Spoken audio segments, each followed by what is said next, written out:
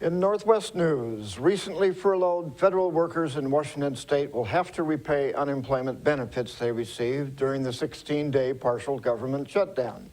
KUOW reports that because Congress included back pay for furloughed workers as part of the deal to end the shutdown, the Washington Employment Security Department is now seeking refunds from nearly 1,000 people. In Idaho, just shy of 500 federal workers there will be receiving letters seeking a return of unemployment benefits received, according to the Idaho Department of Labor. But in Oregon, about 1,300 furloughed federal workers get to keep an average of about $450 in unemployment compensation received during the shutdown, even though they are slated to receive back pay. That's because of a state law aimed at private sector labor disputes, according to the Oregon Employment Department. A Seattle-bound Delta Airlines flight from Atlanta that made an emergency landing last night in Pasco finally landed at about 6 a.m. today at SeaTac Airport. FAA spokesman Alan Kennitzer said Flight 2329 declared an emergency due to a fire warning light issue, and the Boeing 757 landed without incident at the Tri-Cities Airport.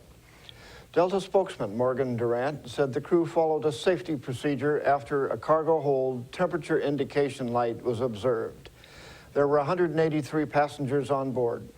Another plane was dispatched to continue the flight to SeaTac. Arriving passengers told KOMO they were told the warning light was a false alarm. The Defense Department is preparing to leave Kyrgyzstan, where crews from Fairchild Air Force Base have flown thousands of combat refueling missions over Afghanistan since the start of the war.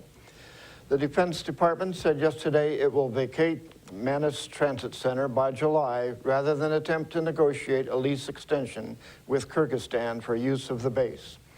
The Spokesman Review newspaper says the transit center serves as a staging point for aerial refueling missions and as a northern air supply route into Afghanistan for troops and equipment. The move follows a vote by Kyrgyzstan's parliament to end the lease when the current term expires next summer. The Defense Department says refueling operations will be moved to an unspecified base in Southwest Asia. The eggs of endangered Kootenai River white sturgeon in Idaho and Montana are less likely to hatch because of river flow changes caused by Livy Dam and other human actions.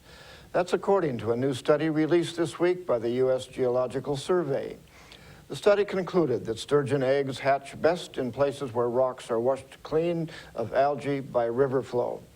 The report, prepared in cooperation with the Kootenai Tribe of Idaho, examined hatch success in the laboratory on various surfaces, such as clean rocks, algae-covered rocks, and sand.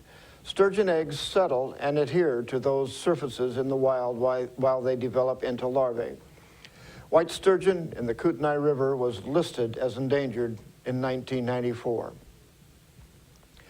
A U.S. veteran has recently received his medals for his service in World War II. Here with the story is the Associated Press.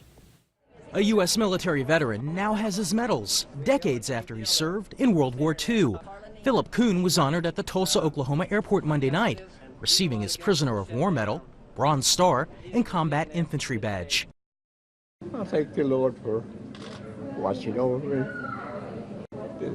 I endured, taking our squad, and we all survived the attack. The 94-year-old served as an Army infantry machine gunner during World War II. Kuhn spent part of the war in a Japanese prisoner of war labor camp and survived the infamous 1942 Bataan Death March, when the Japanese military forced tens of thousands of U.S. and Filipino soldiers to march 65 miles with little food or water.